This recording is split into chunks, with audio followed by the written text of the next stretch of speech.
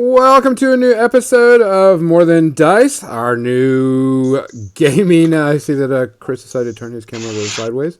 Our RPG stream of Fall of Mirkwood is what it's being called, which kind of foreshadows what this campaign is going to be about.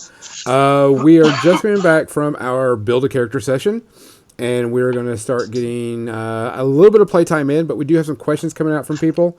I did set up, I know our players can't see it, but we do have our battle board, and I do have a couple of miniatures painted so people can see. They will get painted eventually. I have to paint a bunch of Night Watch, but I'm sorry. So let's give it, of course, everybody knows I'm Gonzo. I'll be our lore master for this game session, and why don't we go around and remind everybody, give us who you are, what your character's name is, and what your brief discussion of what your character is. Not a 20-page one, Becca, just a small one. I feel called out. You were. Attacked. So just go ahead and go down the line. Becca, your character name and brief description of your character. So I'm Rebecca. I'm playing Tenotus, or Tanidus. She's a high elf from Rivendell. And did she crash? Oh, no, there you go. Okay. Jackie? No, I was just being succinct. Jackie? My name is Jackie. I am playing Toby Longwood from the Shire. He is a simple man who likes simple things. Okay. Max? Eobard Osricsson, Rider of Rohan. Okay. Mizzy? I am Mizzy. I'm playing Avena, who is a boring. So I do lots of hunting and lots of defending of people. Chris? Hi, I'm Chris. I'm playing Sig, a wild hobbit. I'm kind of like a gatherer, healer type character. And Josh? I'm playing Braun, who is a dwarf of the Iron Mountain. Before we started recording, someone did have a question. Becca, what was your question that you had about equipment? We went over equipment very briefly. So my understanding is you get the items that you are proficient with, and you can have, like an armor and a headgear and a shield of your choice based on what you want to deal with for encumbrance. But I don't really understand the rules for the rest of your equipment, if we're supposed to have any. There is. You do have traveling gear, which everybody's going to be. I didn't want to spoil it because we are going to be playing this is going to be our 0.5 episode where we learn the rules, test everything out, get everything going, make sure it's all, fun. Make sure that we learn stuff because I'm having to relearn all the rules too when it comes to this. So we'll be, okay, this is how it is. So we'll be checking each other, make sure we're doing stuff and get going. And we are going to be playing in the spring of 2946. For those that were wondering our time frame for this game session. And so since you're playing in the spring, you will have summer and spring gear, which is a light set of clothes, cloaks, blanket, water, not wood, food, some traveling gears. It gives you a common rating of 2, by the way.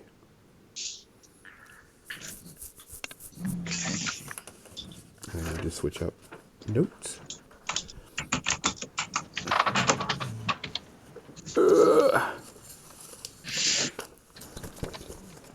So you do get your basic gear. If you wanted a sword, shield, bow, blah, blah, blah. Into the stuff that you needed. For that, make sure everybody, of course, is in the dice roller, because there will be a little bit of dice rolling today. Not a huge amount. It'll probably take us maybe 2 to 3 game sessions to get through this little beginning adventure, so everybody can figure out. Also, if you have song or any type of musical instrument, you do get a free musical instrument, of course. What qualifies as having the song? Like just ranks in it? Yeah, ranks in it. At least a skill level 1. Or more, of course. Eobard, what are the encumbrance ratings of various musical instrument options? So, Grand piano is I 6. did need to look that up for mine because for Rohan, the cultural musical instrument is voice. Okay. I Oh. mean, that sounds great, but I want, like, I don't know, a lute or a harp. Let me find out for you. Thank you. Yeah, because there's not much in here for a lot of that stuff. I mean, it wouldn't be much or minuscule because I mean, a whole backpack full of supplies for traveling in the summer is like an encumbrance too. So unless you find something, I'm not too worried about that. Cool. For the most part. All right. I'm just going to say, so do we have anything other than that? Would it be acceptable to start with, like, I don't know, some jewelry? I mean, you can have, basic stuff. I mean, it's not like it's, you're not going to be able to sell it for money. That is the purpose No, of all of this. I don't want any kind of mechanical advantage. I just Yeah. want, like, I don't know, like a nice little tiara that I made myself in my workshop, and maybe some rings or something cool. Yeah. Things I could hand out as a kindness to somebody that were, What's in my a thing I pockets made. is Yeah, that's sort of string and nothing. Yeah. Nothing big or anything. Like I said, there's nothing that means anything's going on. It's just, if it's just for visual appearances and stuff, it's not a big deal. Yeah. So, other than that, we do have the roller. Everybody's make sure the roller is working okay for them and stuff because I was able to get that up on the screen. Our screen is kind of flooded with stuff. So, anybody else have any other questions? no encumbrance for musical instruments. Elves.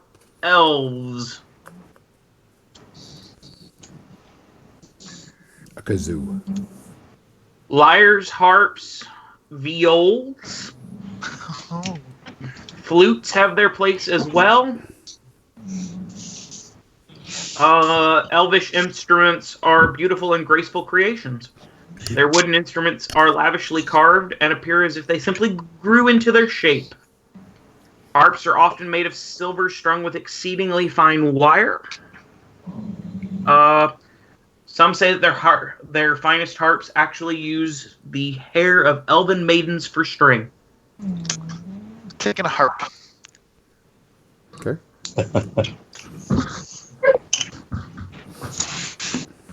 One time at band camp. Basically.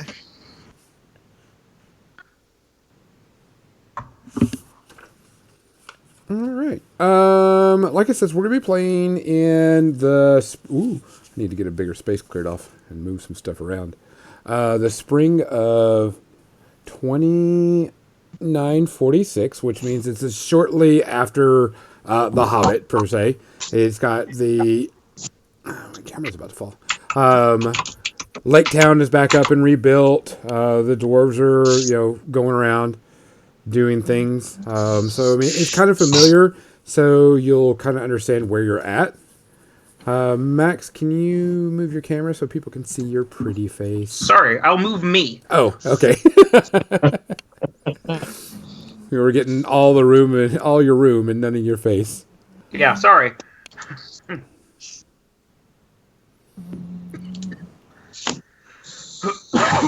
So, with that happening within the world, smog dying, everything's coming out. It seems like a time of peace. People are starting to go out and join and move around the world a bit more.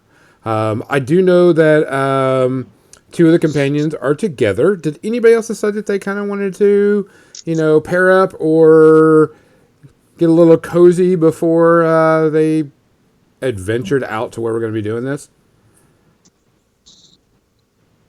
I don't believe so. Bunch of loners. Yeah. Bunch of loners. Okay. I For now. offered to join with to form a group with people, but everyone else seems to be kind of loners. They just don't like you. They hate you. Friendship comes soon. Yeah, it's understandable. All right. So this is what's going to happen. You all have all decided, since the world is, and I put this quote around it, free again of the tyranny of smog, and it's a peaceful time. Whether no matter what race or what background you come from, right now the bustling and hustle of the world is centered around Lake Town. Lake Town is being rebuilt and is actually, the center of commerce right now. Of whether you can get there or not is the thing, and congratulations, y'all have. Whatever calling has brought you out of your houses or your homes has put you inside of Lake Town for the time, because of whatever reason or another you decided to come here. Could be the elves, study of what happened. Could be the hobbits, you're just like, whatever. I know my elven friend's going to take me with them, and we're going to go. I was born here. Actually, you really couldn't have been born in Lake Town, but you could have been born around the area of some sort. In the Iron Mountain. Yes, in that type of thing. Of course, dwarves are starting to make a bigger appearance, so that would be another good reason for you to be here, because Lake Town is kind of the it place. Sig, it's like, this is where you should go. This is where it's happening. This is what's doing it.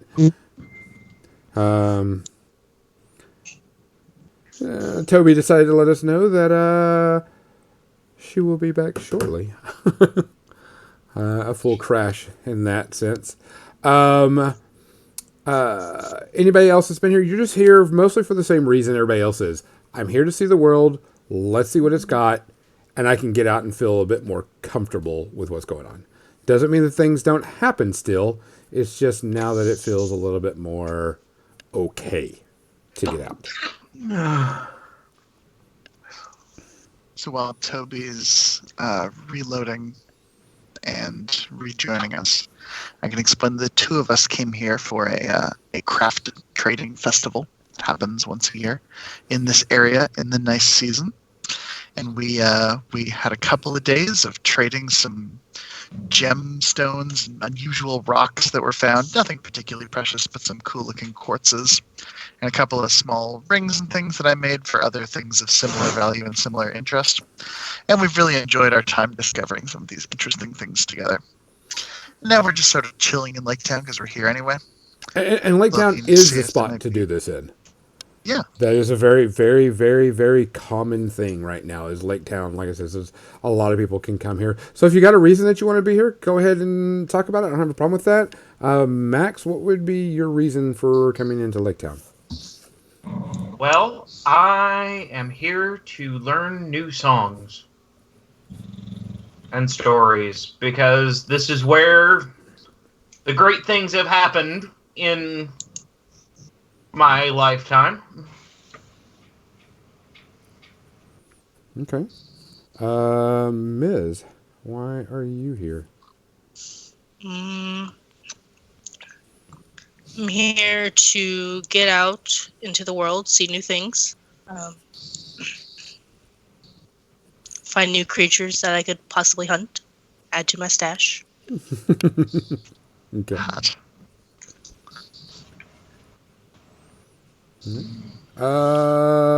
Sig?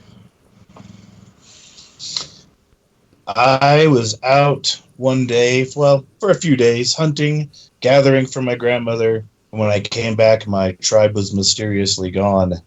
So I've been wandering the world looking for clues. Okay. This place is known to host a lot of those. So that'll be a good way to start. Good checking of rumors and such. And of course, Toby has been adventuring with Tinnitus, so they're together at the hip pretty much. Just to tell you that in Lake Town is very, very busy. It is bustling with people moving back and forth constantly. Traffic is always moving around. Traffic is constantly things are being sold. Bartering's going on all the time, and the main entrance is and the main area of people coming in, it's a constant flow of people in and out. So this is like it's not stopping. Even during the middle of the night, because people are traveling across the water to get to the town for safety. Because very shortly outside of this town is Mirkwood Forest. Mirkwood Forest is still kind of a, it's not the most pleasant area, but people do still travel through it to get here. So, is anybody wanting to do anything in particular in town? Looking for something, judging, discussing? Nobody? I think I would want to look for a tavern. Okay. It's easily, those are the hot spots where people are at to hang out and, of course, buy drinks and eat food and, hang out and do whatever is Tell needed. stories and sing songs. Of course. That's what they're supposed to be doing. They're supposed to be coming over there. Especially if they want to make a little extra coinage to pay for their place as they stay in Lake Town. That's exactly what I was thinking. You do find one. There's quite a few. It's grown. The tales of what you've heard of, it's just a nice town, is actually much larger than you thought. So there are plenty of one. You walk around and you find one that it's called the Dragon Wing. And it's got like a ripped up, torn up, wing of a dragon carved out of wood on the placard. I find a place to someplace to hitch my horse and go inside. You go inside. It's no problem. It's bustling pretty good. There's people hanging out. You can tell there's like certain groups. There's you can tell groups of friends are together. You see a couple of barmaids and a couple of people behind working the room, making sure everybody's fed and has their drink.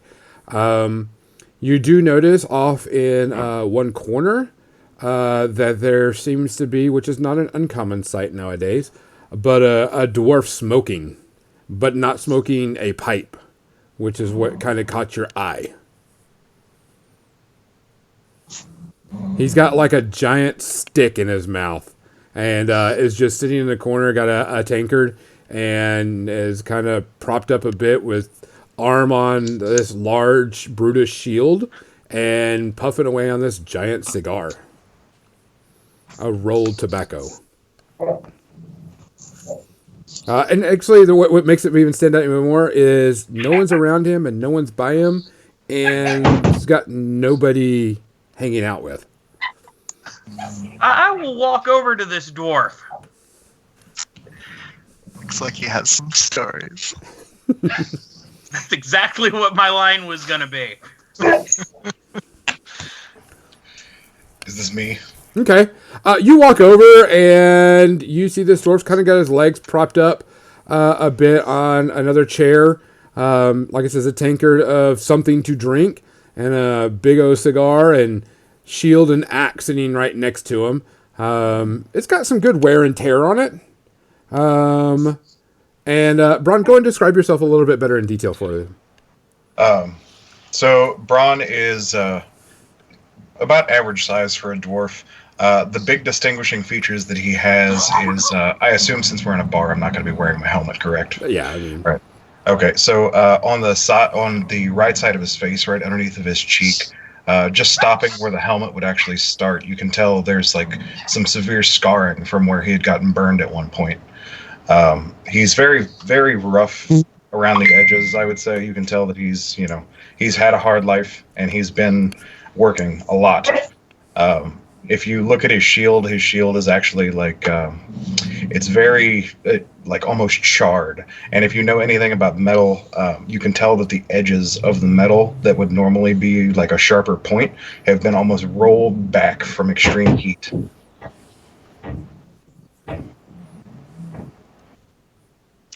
I guess I better describe Eobard. He has a full beard, long hair, braided, Looks like he probably takes better care of himself than you'd expect. Wearing kind of a padded shirt, trousers, riding boots. On his back, he has a targe, one of those round shields made of wood, which he takes off and sets down by the table. You look like an interesting fella. As do you. Is this their first date? As I literally just take a long drag from the cigar and lift the tankard, just looking you over. As I move to sit down, I turn the chair around backwards and then sit facing you with my arms rested across the back of the chair. What brings your sort here? You look like the kind of person who has a story that needs to be told. I don't know how much of a story it really is. It's the same story as every dwarf that lived in the mountain. Hey, if you're in for coin, I'm in for coin too. What do you We want could to know? make you famous. What do you want to know? How your shield had that impressive fire damage. Well, my home was invaded by a dragon. He didn't exactly come in and do it pleasantly.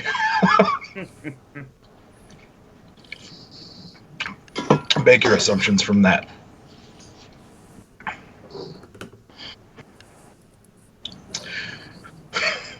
As I'm sitting here trying to write a song.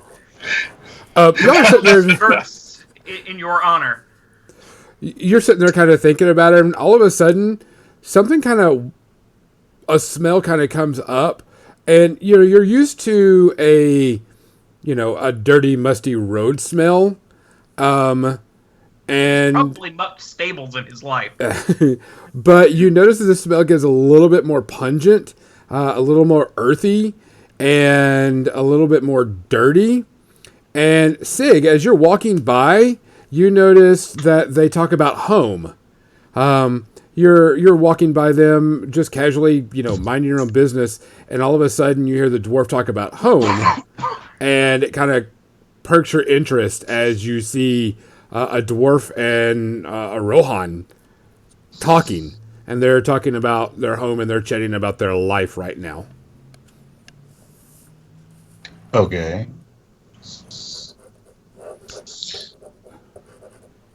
You sit there and you notice. Go ahead. Well, I'm just going to listen, see what I can learn. Okay. After y'all sit there and talk for a little bit, for about 2 or 3 minutes, all of a sudden you notice this hobbit is just kind of hovering around you. And kind of going, got that little smirk and kind of got that look, and it's just kind of intent on what y'all are saying, listening in on your conversation, not trying to be sneaky about it or You could buy hiding. us a drink and we'd tell you. Do you need a step stool to get You to the would chair? assume that I have money. I'm just here to learn. So I guess I should describe myself now. Go for it. So, if you've seen a few hobbits, he's of average size. Nothing different about that. However, he's almost gaunt, almost a starved look to him. My eyes constantly dart around, watching everybody as they move. My clothes are not poor, but definitely homemade, and my leather shirt and my leather helm are almost crudely so. But my backpack is very well made, and it carries lots of little pouches, and you can see twigs and tips of herbs and stuff hanging out of them. And I have a bow. Upon Bron inspecting the little hobbit and seeing that he's very gaunt and looks very, I would assume you look almost starved, right? Hungry. Yes. Okay, Bron will raise his hand and call for the barkeep and ask for food. Just a little bit later, a lady shows up and looks at you and goes, "Yes, what can I help you with?" Get some food for the wee thing. It's about to starve. He looks worse off than I am. I gather my own food. You don't have to buy me anything. I appreciate it, though. Eat something. You look like you haven't found a meal in weeks. Well, I won't turn down food. That would be silly. You could get me a tankard. Well, I will The stand road up- is left climb me up on the fairly rail. parched. So basically, so some broth and bread and another tankard of ale. She looks at you, Broad. Oh, yes. Make it 2. Double of everything, then. Why not? Okay. She runs off.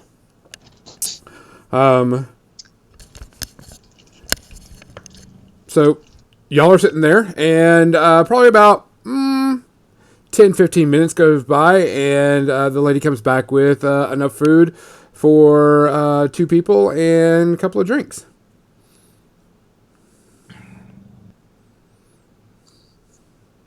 Well, Hobbit, what are you waiting for? I thank you much, and I tuck in.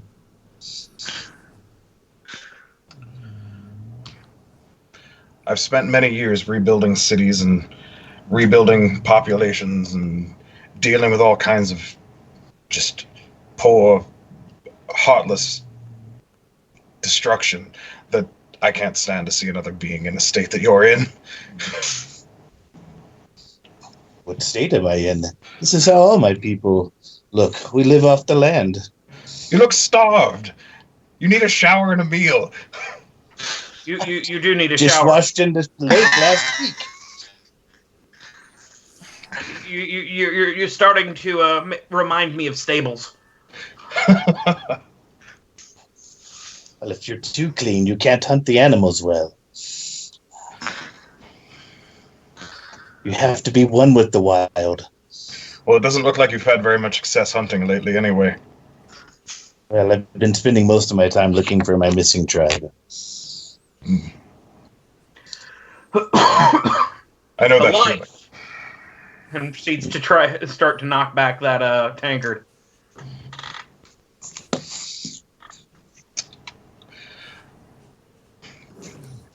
Okay. The establishment that we're in, is it human ran? Yes, it is human ran. Okay. So a good amount of food. Yes. A decent amount of food. And piss for beer. Yeah. Pretty much. Okay. About this time, y'all are sitting there just kind of talking and hanging out. Let's hope that Toby comes back pretty soon. Toby appears to be back. Is Toby it? Oh, okay. appears to be doing well. Toby's in good health. Got you. Your video is not showing up on my end. That's the reason why I was wondering. Oh. I can see it. Okay, that's good. I can see it as well. That's fine. It's just probably just something that needs to be refreshed on my end. I just wanted to make sure. He's just hiding from the lore master. Like a hobbit hiding in plain sight. So not a big deal. I just didn't So know because I Toby- didn't hear. I didn't hear anything come back or whatever. I think Toby was waiting for his moment. I was just going to say that we're in Lake Town because of the Craftsperson Festival. We were trading some found items of interesting rock and gemstone and a few bracelets and rings that I made. We've traded them for similar things that were of interest to us, and now, because we don't do this for a living, we do it for fun, we're taking all of the money we earn from it and drinking and eating. At least that's the plan. So it's bar crawl time. Thank you for the reminder, my friend. I forgot why we were here already. Oh, old friend, it's been many times and many drinks. I can understand how you've forgotten both. And don't forget many of women for me. Fewer for me. Wink, wink.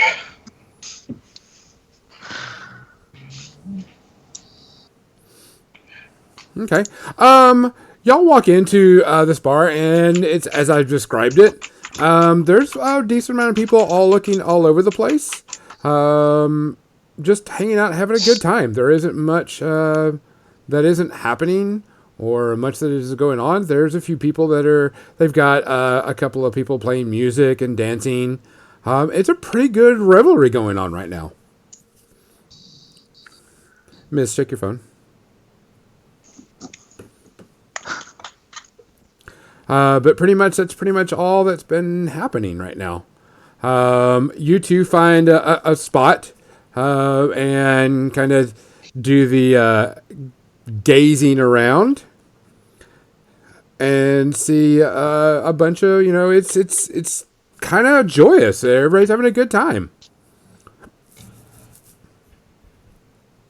But about this time, the doors kind of swing pretty wide and open. As air rushes in, and it kind of you can see people get a little startled as a very stout female walks through the door, carrying an assortment of weapons and pretty armored to the teeth. Avina, describe yourself. So, stout but tall. I take on female characteristics, but not so soft that you can't tell that I am a boring. Very long hair. I always carry my dagger on my left side, and my spear always with me. Bowens are not seen as much as other type races, so it is kind of a bit of a what, and then the newness kind of settles in and goes, oh, okay, type thing.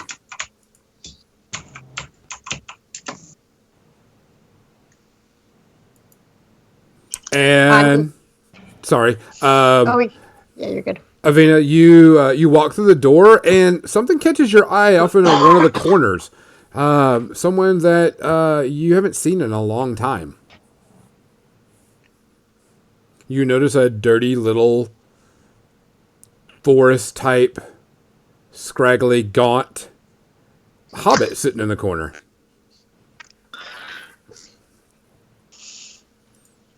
So while it's been a very long time, I do recognize Sig. So I head over there to see what's been going on and see if he remembers me. Okay. You go over, and Sig is sitting with a dwarf and a Rohan, and the dwarf is kind of, what you would, your typical look of a dwarf, a little bit more gruff looking. The Rohan is a better, for the word, kind of a pretty Rohan, pretty well taken care of, pretty cleaned up type thing.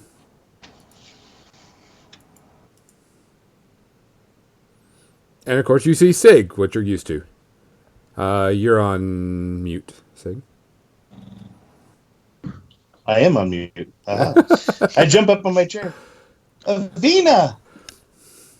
I never thought to see you in this town.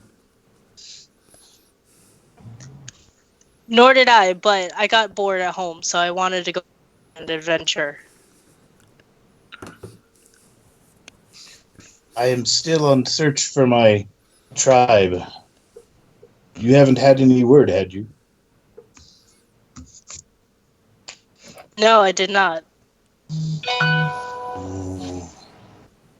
I've searched the marketplaces here. I figured they would have come looking for herbs and trade, but they don't seem to have come here. Lost tribe, you say?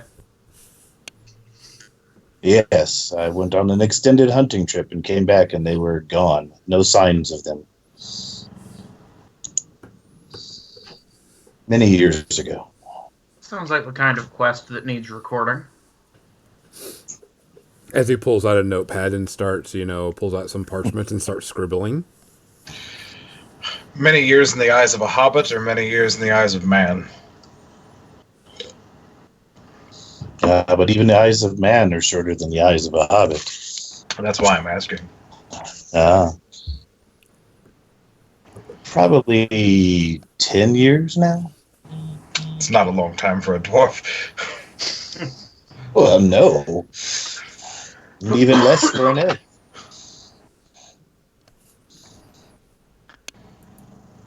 Okay. Y'all sit there and kind of hang out and talk for a little bit. Does anybody have riddle, perhaps? Yes. Yes. Give me your basic riddle roll. How do we do that? Okay. You take how many dice Okay. that you're going to be rolling, and you click that number. So it's 1 plus your skill level, right? Whatever. No. It's your skill level. The feat die will always be rolled. If you have no ranks at all, you simply click the button that says feat. If you have any ranks, you click the number. Correct. Okay. The feat die will roll 1, so if I have a 2, it'll be 3 dice. Sorry? So the feat die is always going to be rolled. So if I click 2... Feat die is a D12, though. It's a different die. Oh, I got you. Okay.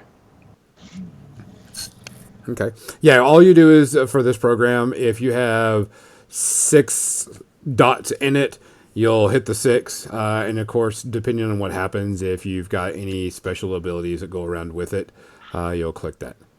Avina, do you have riddle, or are you just playing? No, I have riddle. Okay. I've got 1. Okay.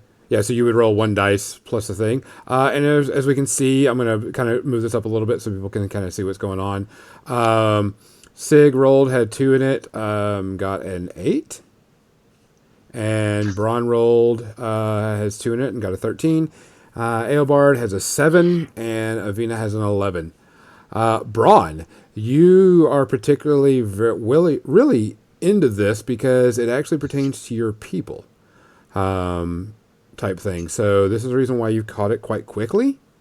And it appears to be better off with you. You notice that there is something going on with the dwarves in the city.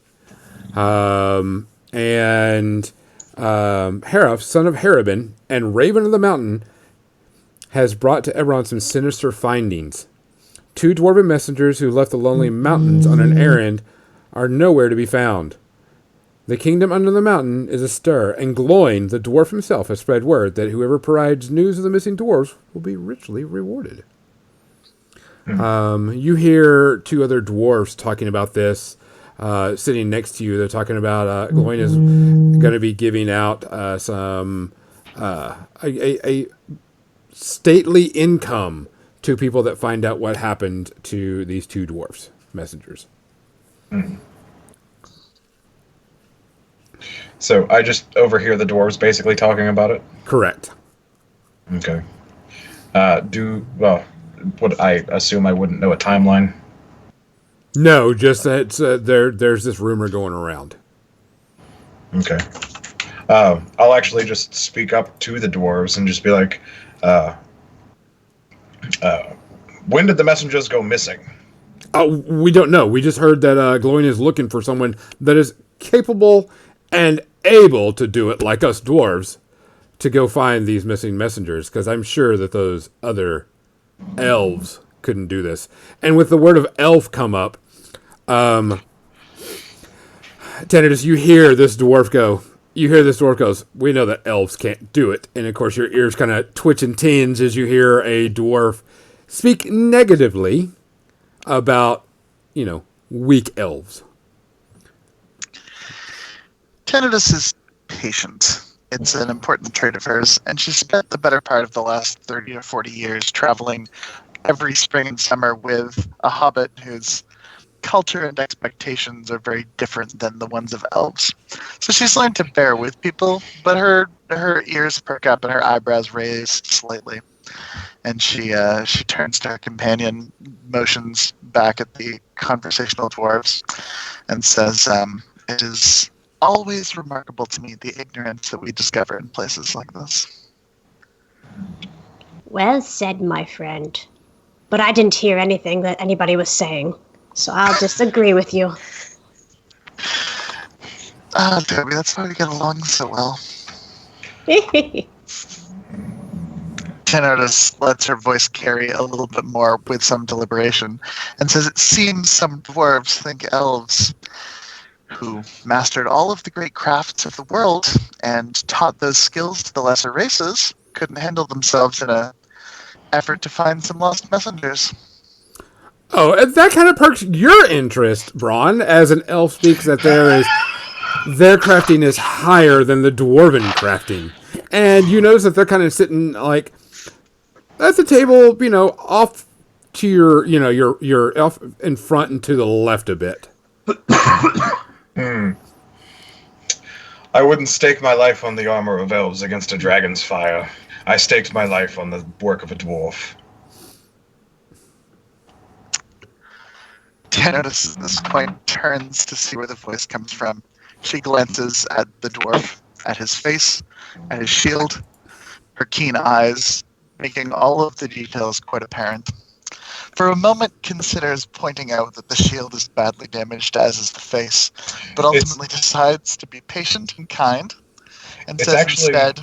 It's actually not badly damaged. The only thing that's damaged, or has any amount of damage, is just like I said, the edges of the metal are a bit rolled back, just from like being hit with a blast furnace, basically. And then you can tell since you're so keen on craft, you can tell the part of his face that's burned is actually from a little alcove inside the shield, like he was looking around the shield when it got hit. Okay. So at this point, Tenotus's reaction changes, and she turns ready to ridicule the craft and to criticize it, to see the flaws and details that are probably apparent. When she sees they're not, she pauses for a moment. She nods appreciatively at the details that she can see with her training and her understanding.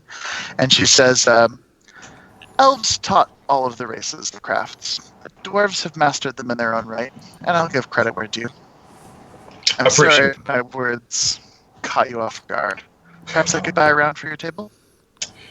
I would greatly appreciate that. Tenotus calls one of the bar hands over, and she dispenses some coin for a generous array of whatever their nicer ales are. She gets a glass of whatever the equivalent of a nice wine they have here is. And she says, Toby, we've met some new friends. Let's come drink with them. Yes, I'll feast my eyes on these small travelers. They must be very down to earth. Okay. Y'all are actually all sitting around, and the dwarfs that y'all were talking to originally, that were hanging out with you and talking about the missing dwarves, was like, dwarves and elves together.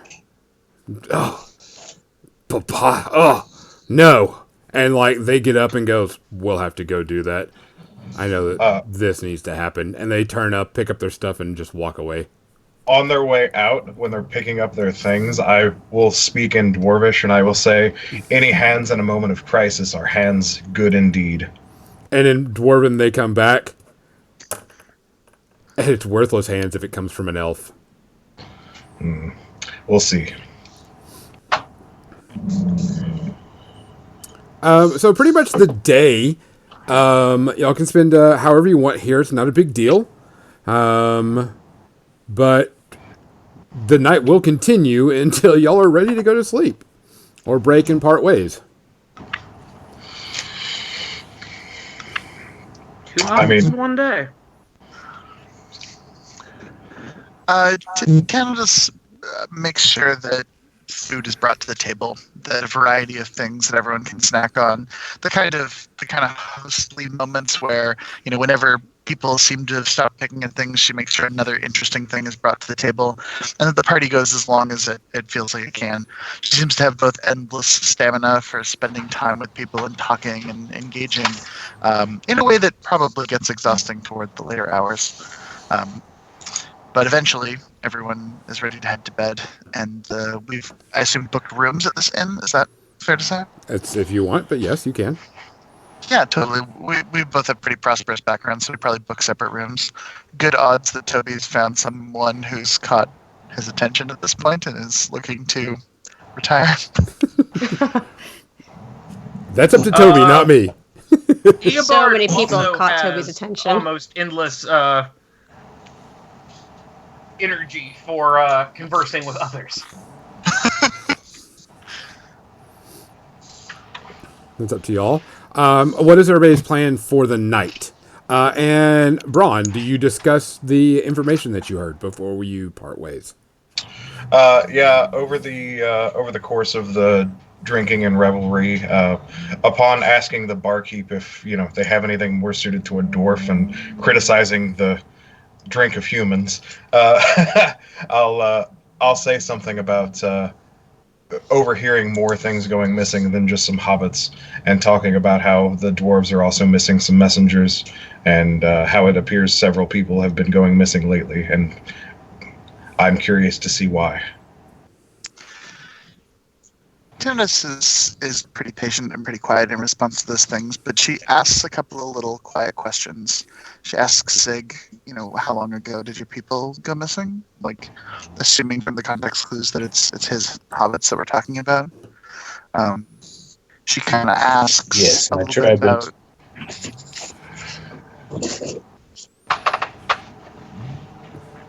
Sorry, go ahead. Go on. No. She gets the 10 years you told everyone before. She asks a couple more questions about it, and then eventually she says something like, Toby and we mostly travel to collect interesting gemstones and to give me something to get me out of the comfort of my forge. But we've encountered from time to time people in need doing that, and it is the responsibility of all in this world who can to do good and to make it a better place. We would be interested in helping. I think, Toby, investigate these people, these disappearances.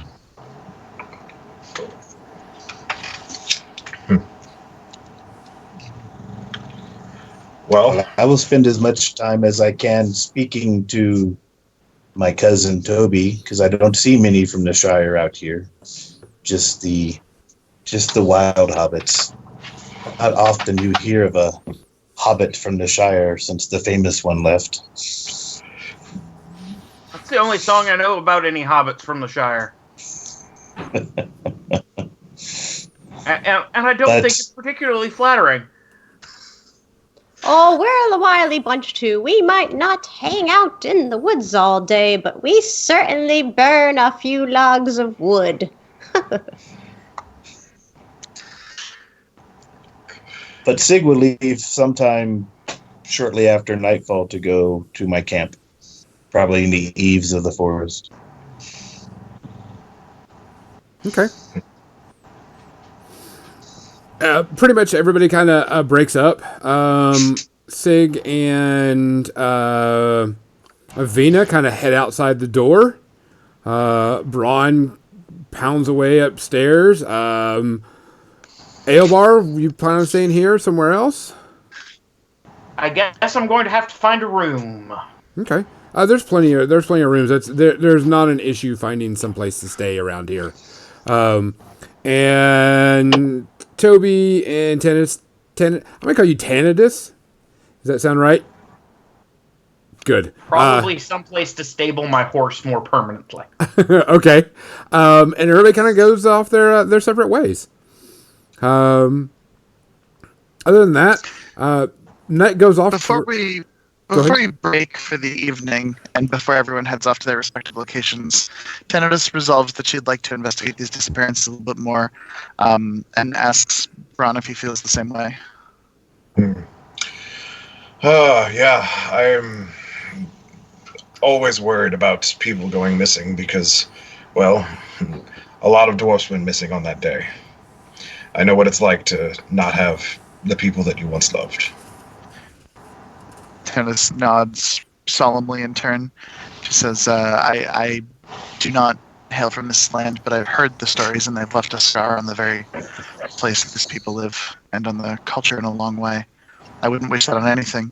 And then she offers to the group. She says, if anyone else is interested in helping on this particular project, investigating or turning over whatever information we can provide to the authorities, I'll happily buy everyone breakfast back here in the morning if we want to talk about it. Does that include me? Toby, you can buy your own breakfast, but You're right, I you're could. welcome. Yes. You did better at the trade fair than I did. I swindled those hags. They didn't see it coming, a handsome man like me. I'm 70 young, you know. I do know.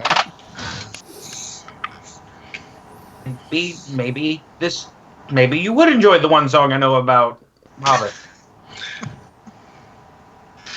I don't know. I know the song. Does it have any profanities? I do No, not it like does not have any profanities.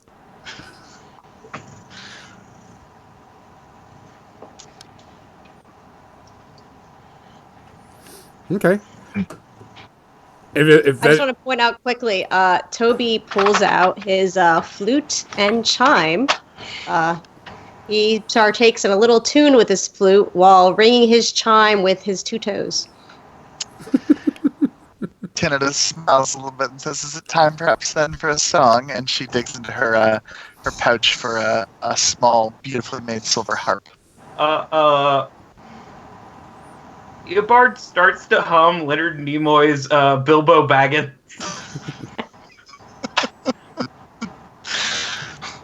It takes Tinnitus a minute to find the tune among the experience.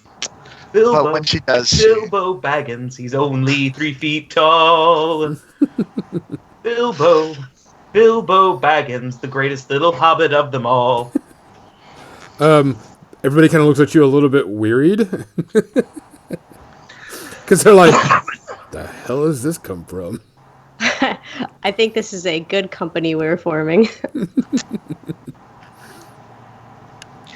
After patiently listening and carefully picking up the tune of the song, she plays along as best as possible. Tries to fill the space with some merriment.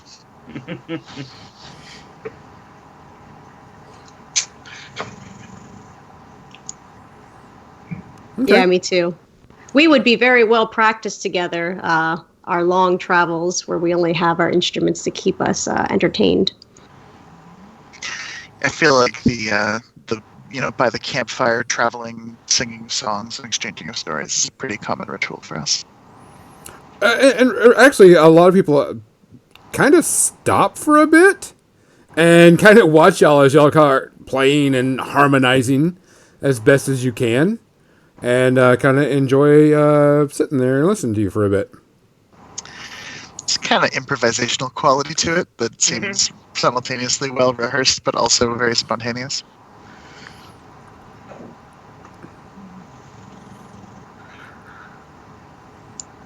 Okay.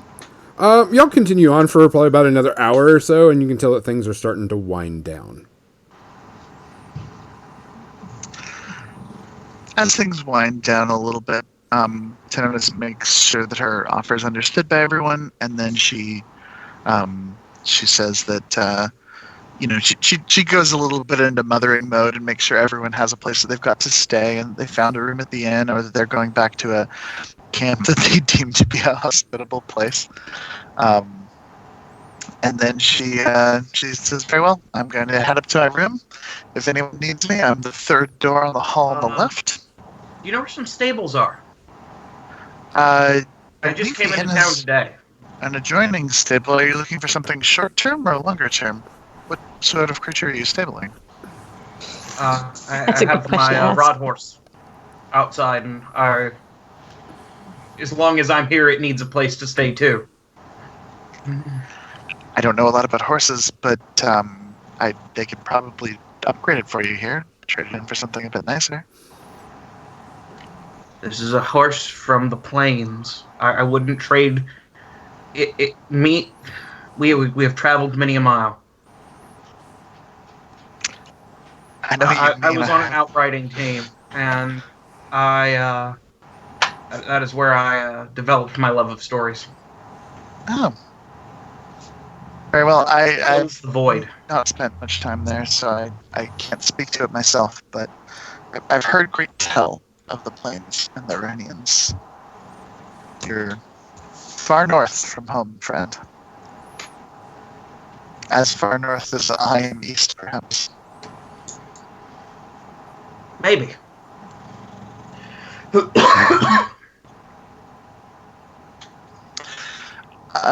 Daenerys calls the bartender over and says, "Do you provide stabling associated with the rooms here? Is Yes, this we something do. that We can do. be purchased? Yes, we do. My friend here needs an excellent place for his excellent horse. We can do that. We offer it is. Which horse is it, good sir?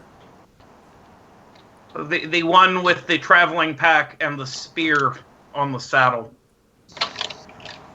Hey, motions over to this. You see this pretty small young boy, probably maybe like 10 or 12, somewhere around there, like slumped over against the bar, asleep, and he kind of like nudges him, and he's like, "Rah, go get it." And he's like, "Oh, okay." And he gets up and runs. "What am I getting?" And he's like, "Get the man's horse. Stable it." And he's like, "Okay." He starts running off. "Which one?"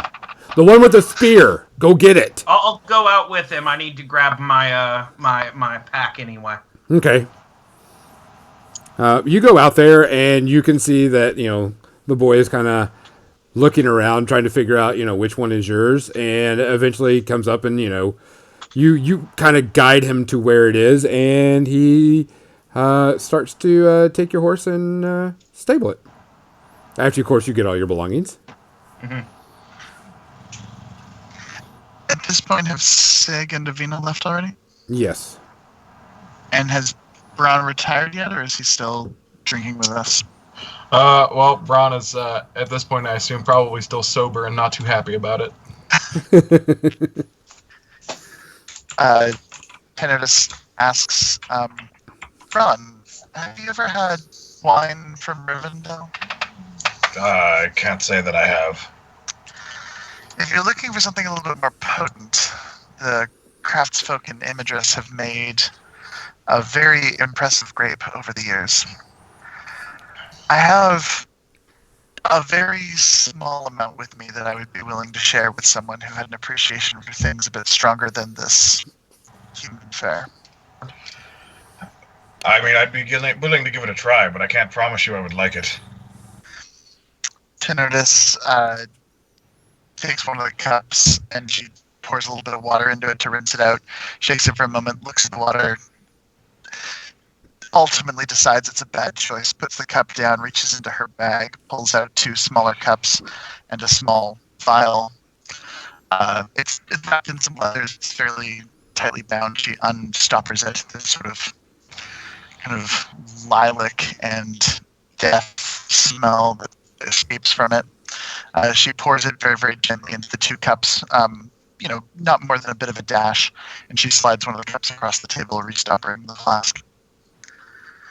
Holds her cup aloft and says, "To unlikely friends and impressive craft." Indeed. Braun will take a drink of it. Well, I guess it is only a drink. So drinks it, and then I'm not sure exactly how what the difference between what dwarves drink and what the elves drink in strongness is, but from drinking it, he would probably look at it and, why is it so sweet? It's very sweet, but it's also very strong. There's a certain intensity to the experience that belongs to folks who are both long-lived and well-made. So while it's really probably not your taste, it is much stronger and much better than the human things we've been drinking thus far.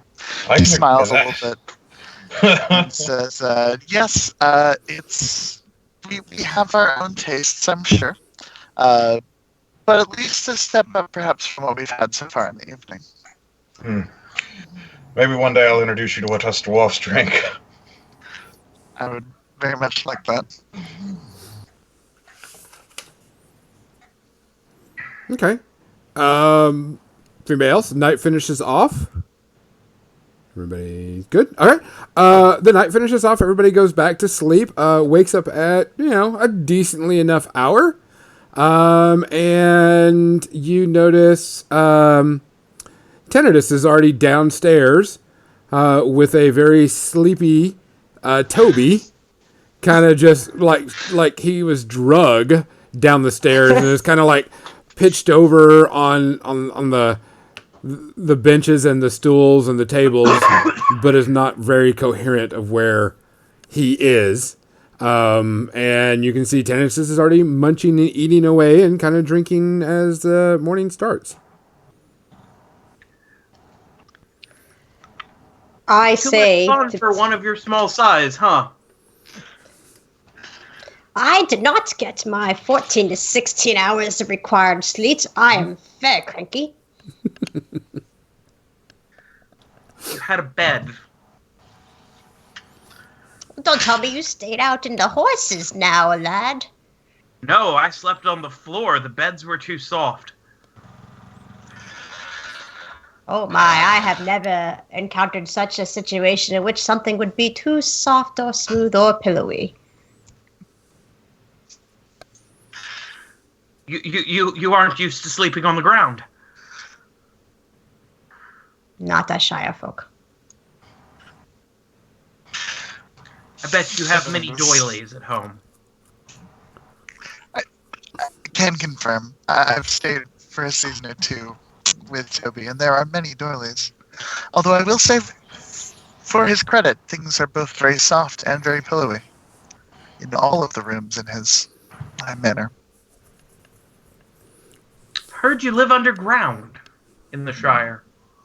Makes sense. It is one of my favorite places to be. Under the surface of you, my lad, is a very dark and cold place, and you will find that the earth also resembles that. But you can heat up any cold place with a little friendship and a little warmth from a hearth. Doilies are a factor as well, I believe.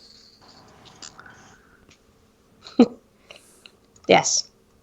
They liven the place up, you know. Eobard takes a very similar stance with his chair this morning that he did yesterday. When you met him, where he was sitting with the back of the chair and leaned across it. Okay. Sig and Avina, y'all come trouncing in a little bit later.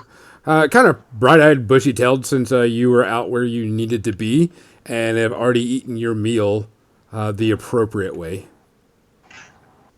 As Avina had prepared some good meat in the morning. Yes, we were probably up with the sun, already having caught our food. Yeah, you did some fishing because you really can't get back out onto the land for a bit because it is lake town. I would like to spend my morning prior to breakfast talking to other dwarves that I see around and trying to procure some better alcohol. There is not many dwarves in here right now. Like, none. You're the only one in here. Not the tavern, but okay. the town. In the town? Okay. Let's wait on that for a bit because you could probably do that on a little bit. Because did you stay inside this one or did you stay in a different one? Inside which one? Inside this tavern or did you stay in a different one? Oh, I would have stayed inside the tavern that we were in. Yeah. Okay. So you would have woken up before everybody else and tried to figure out? Yes. Okay. You woke up quite a bit, but the town is still trying to preferably wake up. Shops are starting to open, different things of that nature. You can see everybody's kind of getting things ready. Windows and banners are being set out and windows are opening. You do find a dwarven maker of some sort. There is a smithy within here. Not too hard to find. And you can see this dwarf is getting, the day ready. Assume he's lighting the forges and the whole nine, right? Yeah, just getting stuff ready for the day. Good sir. I am in need of something a bit stronger than the piss that they drink in this town. Can you tell me where to go? Yeah! My good friend. Yes, I can. Yeah, wherever you are staying. The Dragon Wing. Well, a good establishment, not near where you would get good drink for a dwarf. So, if you really, really want a good drink, you're going to go down the street, to the right, and then about 2 more places down, you'll find another tavern. There's going to be a sign that's a cauldron, and it's cracked. Name? You guessed it. Cracked Cauldron. That's where you get some good drinks. How far of a walk is it? And will they be stirring at this time of the morning? Is there a time that we don't stir? Correct. How far of a walk are we talking? Probably just, you can get there in no time. Just hustle the legs and you can get there. How bad do you want the drink? Fairly badly. Well, get a move. Thank you, sir. And I'll just go running down the street basically where he told me to go. Okay. You head on down there, and you can get in there and it is a lot of the furniture and area is dwarven make.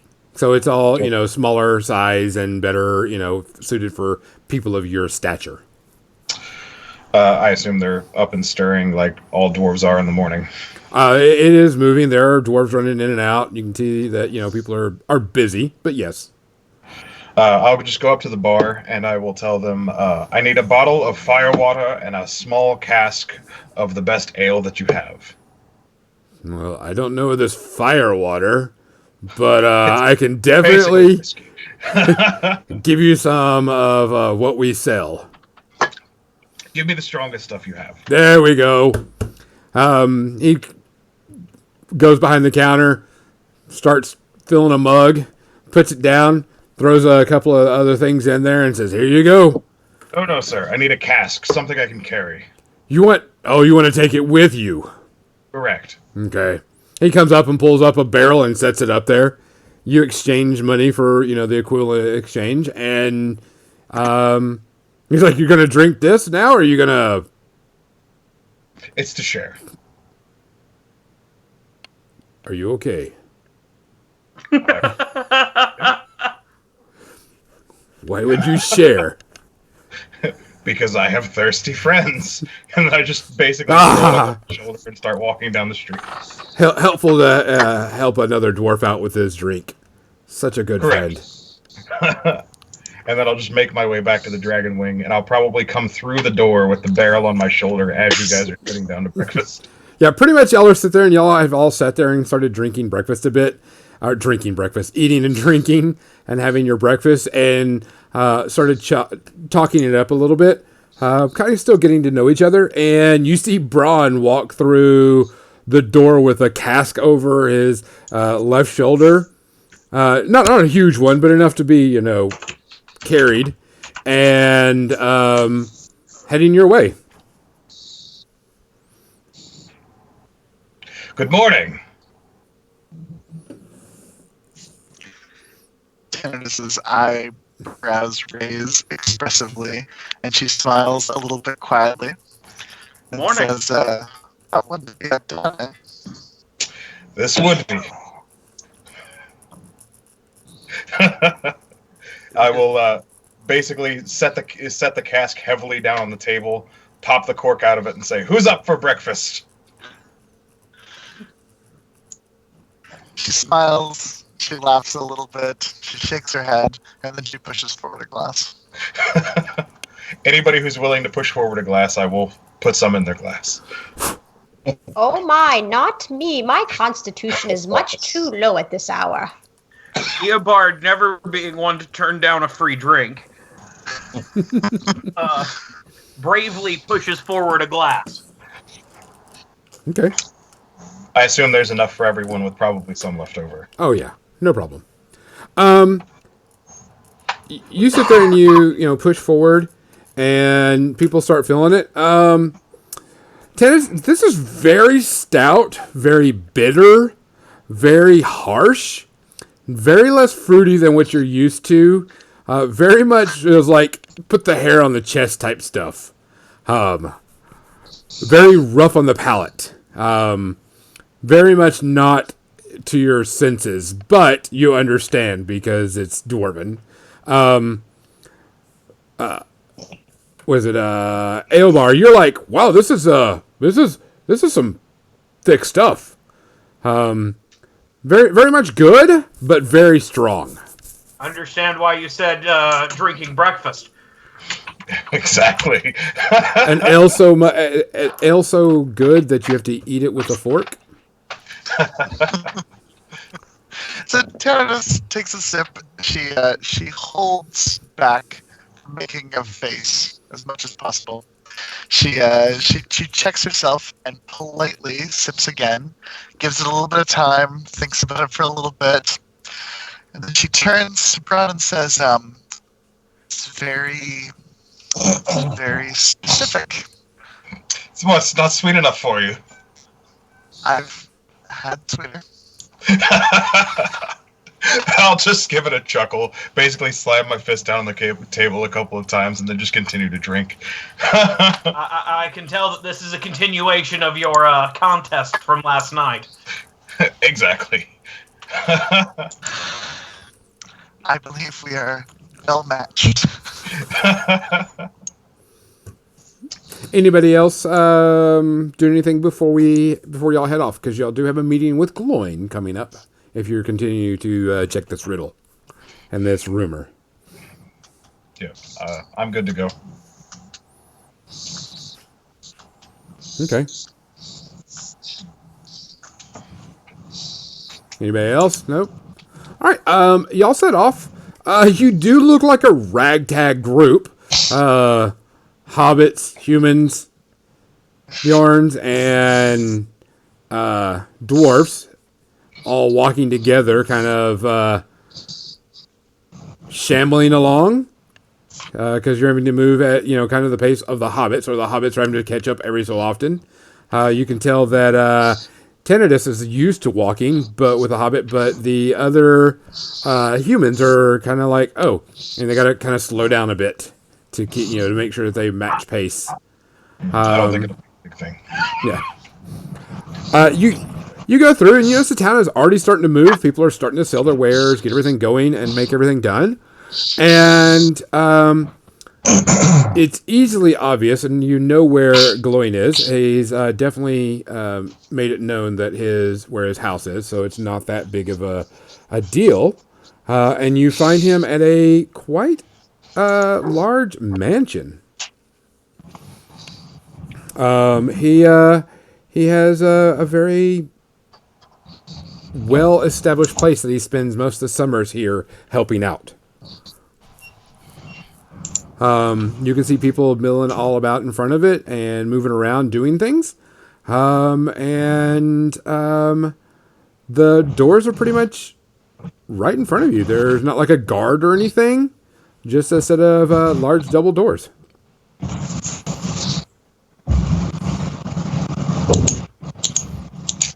Well, I'm not one for barging in, and I'll just use the back of my axe to basically thud the door a few times. Okay. You thud the door for a little bit, and a few seconds later, a dwarf comes in and opens up the door and says, "Yeah? What can I do for you?" We have a meeting. A meeting of what? About the missing dwarves. Oh, okay, come on in. And you start to walk in, and as soon as you get through, the door starts to close.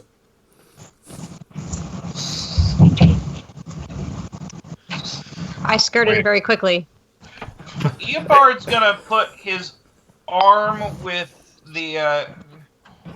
He's probably walking with his spear as a walking stick right now. Okay. He's gonna probably try and jam his spear, the blunt end, into the door. Okay. Kind of open a crack.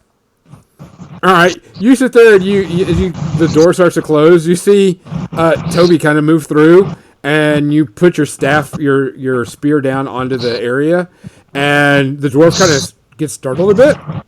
And looks over at Braun. They with you? Yes, they're with me. Okay.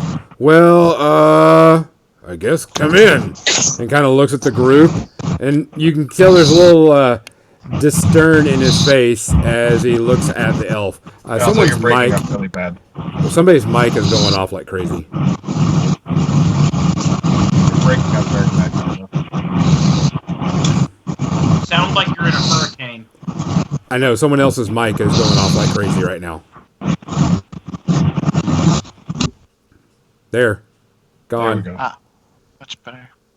Okay, what were you saying, Gonzo? As you hit as you hit the spear down, sorry about that. I don't know what that was. Hit the staff down, or your spear down into the door. He goes, looks at you, Braun, and goes, "Are they with you?" Oh, you never know where the dwarves went, and I can't speak all the languages. And with her? Points at Tinnitus. Do you know how to ask elves questions if they don't speak common? Yeah, usually with a blunt end or a sharp end of my axe. It's not very diplomatic of you. We're in a time of peace. Get with the times. Let them in. Door opens up, lets everybody else in. Tinnitus invokes her patience trait carefully, folds her hands gently in front of herself, and she smiles, nods slightly, and then she says, "Sir Dwarf," and in very, very perfect, beautiful, and incredibly formal Elven, says something that could very easily be, "I'm useful here because I speak a language you don't understand," but is in fact, "Some people are just assholes." Which Elven is this, out of curiosity? This is old Imdrayan High Elven. Okay, so not Grey Elven. The first Elven. Yeah.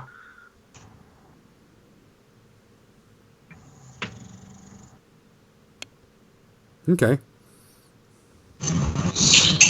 Well, once all the disturbance is done at the door and we're peacefully going in, I'll go in with the rest. Okay. You could just tell that there's kind of just that animosity that, it's pretty commonly found between elves and dwarves as you're let in. You wait in a foyer a bit, and pretty much after a little bit, you see a pretty old and kind of scrawny dwarf of a bit, wearing some bright white and gold-trimmed clothes. Very kind of regalish and very stately clothes. Open the door. Beard is very gray, hair is very gray, and opens the door and is like, "Oh, what do you want?" And he looks right at Braun. You've got a missing dwarf problem, right?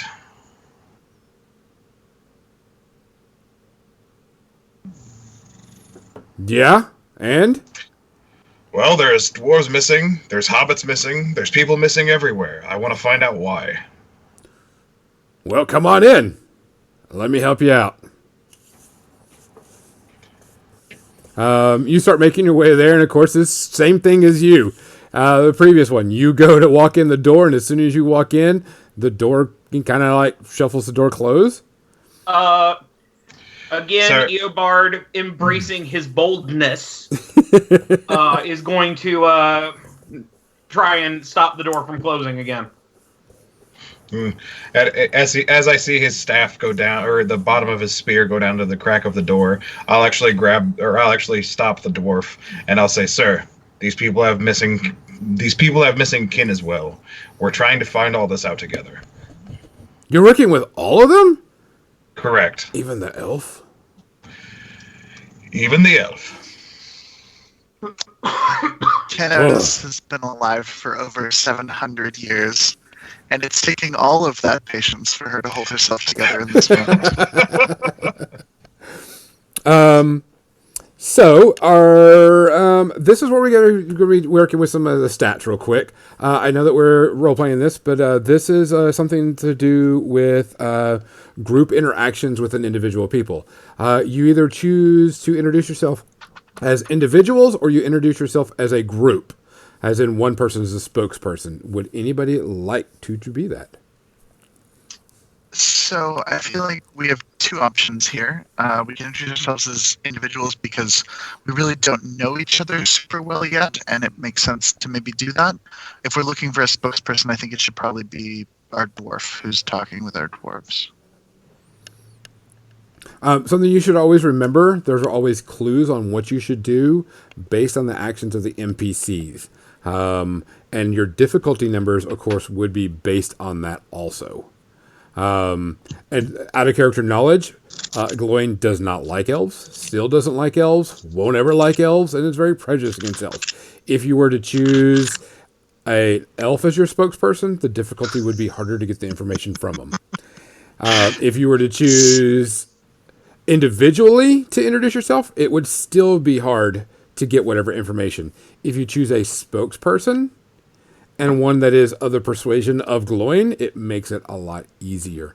While we as a party and we as people, you venture together and stuff like this, there is still prejudice in this world, and it is still something y'all have to work and deal with. Well, currently I am just along out of curiosity, so I'm more than willing just to stand back and listen. Should the dwarf deal with the dwarfs? Yes. Okay. Eobard takes out his paper and starts scribbling some more. As we are walking through the various corridors and things, I will kind of hang back a little bit to Tanidus, and I will pull on the bottom of her shirt for a moment, and I will be like, "If they hand you a drink, even if you don't like it, you need to finish it." Tanidus smiles and nods and says, "I finished the drink at breakfast and never want to not finish a drink." Good. And then I'll just continue forward. Okay. Braun, you're going to need to use a courtesy or an awe roll to get this off. Do you have either of those? Awe. I'm proficient in awe. Okay.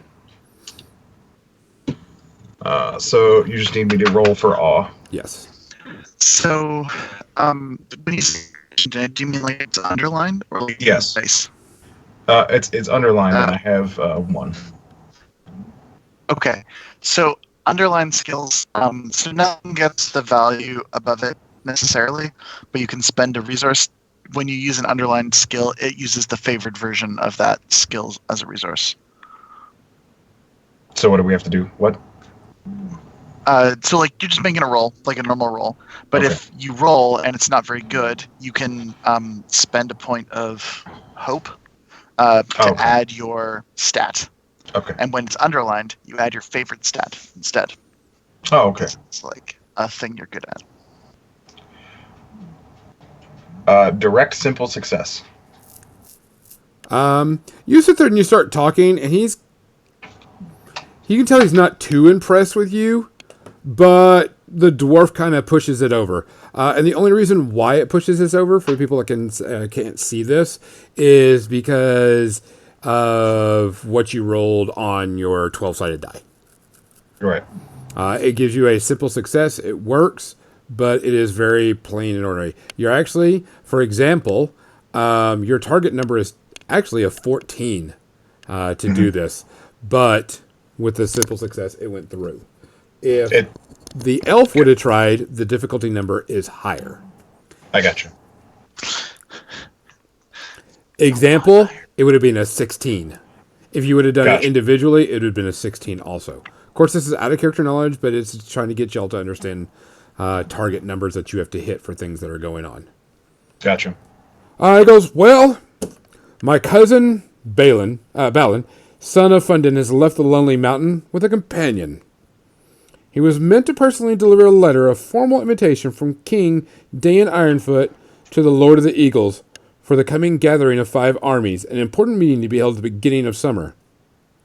He planned to go south along the running river to investigate the conditions of the old forest road and possibly traverse it. now that the threat of goblin has been greatly reduced. He hands over this map, and it's got like this. It's very rough, but pretty decent that you can tell where it's at, and it's pretty much right on the outskirts of the area. And there's a small path traced. He's like, I don't know what happened, but unfortunately, the possibilities are many in these days of doubt. If the pillars of the wildlands were not enough, there are always the suspicious dwellers of the woodland realm, and kind of speaks and looks over at the elf for a minute. To consider. They are sworn enemies of the shadow, but unfortunately they don't love dwarves and watch their land jealously.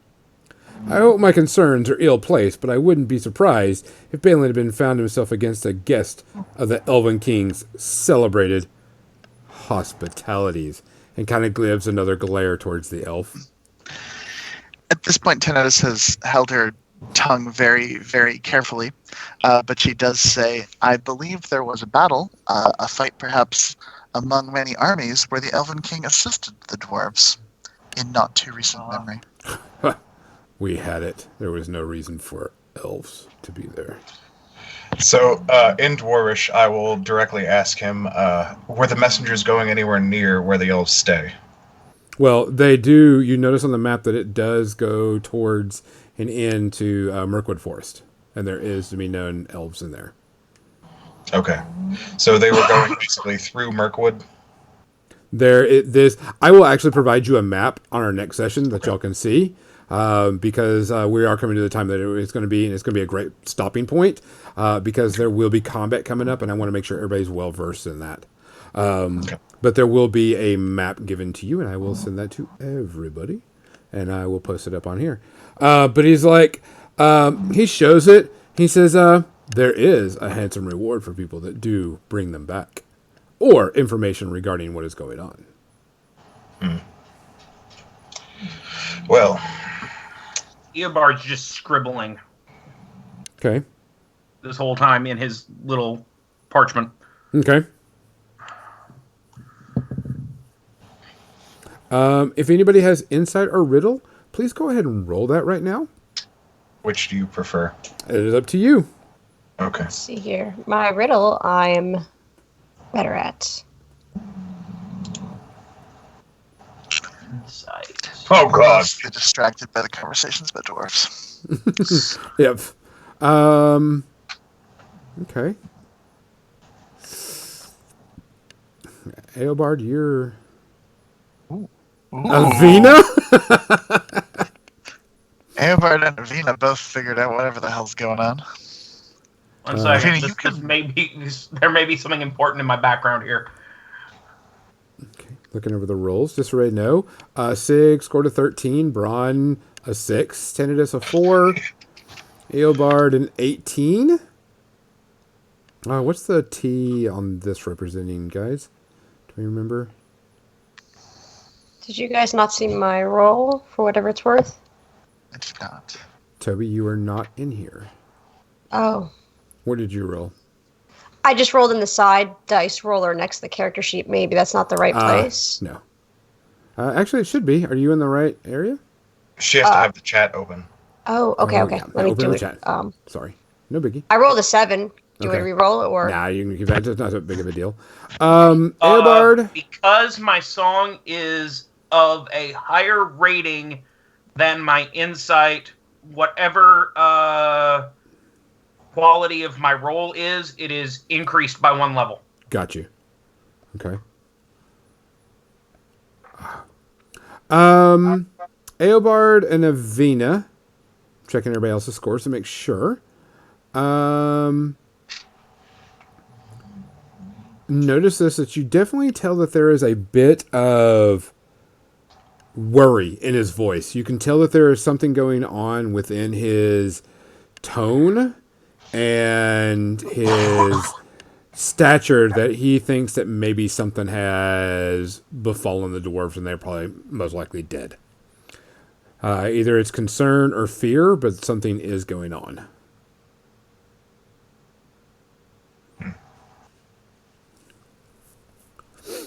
He goes, if you find them, bring them back. If something bad is following them, bring them back. But we need them alive. When you are done, you will be handsomely rewarded.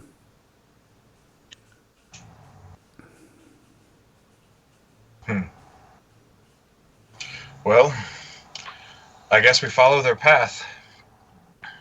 Okay. And this is where we're going to go ahead and stop because this is going to be for people that are listening and, of course, for y'all. This is where the section of the One Ring has different things because this is the travel. For everybody knows, there's going to be traveling sections within this, and you will have to make traveling rolls. So, if anything, guys, I need y'all to get together and kind of go up in one of the chats that y'all have and talk about the traveling, because y'all did talk about who's going to be scout and lookout and so on and so forth. Also, kind of pay attention to combat. Read over the combat rules. Figure out what you're going to do. Figure out how it's going to go. Kind of get it in your head. Kind of look at it a bit and be ready because, of course, you are traveling now into the wild. There are going to be fatigue rolls for traveling because you're going to be walking over areas that you're not used to. And this is something that happens within the travel section as part of the game that is in the One Ring. So with that, guys, we'll cut it off here. For everybody listening, thanks for listening. We will be back as soon as we can. Good night. Bye, bye, bye. Bye-bye. Au revoir. Gonzo, I have a bit of an aside that we can talk about later, or we can talk about with the group, it doesn't matter.